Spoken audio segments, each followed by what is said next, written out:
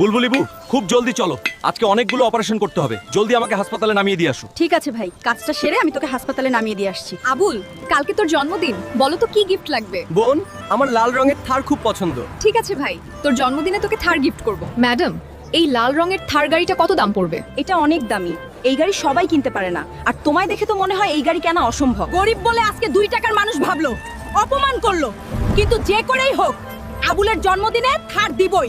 শুনুন শুনুন, ঢাকা পথে আসা এক লেবু ভর্তি ট্রেনের ব্রেক ফেল হয়েছে। যে ট্রেন ফিরাতে পারবে তাকে দেওয়া হবে 20 কোটি টাকা।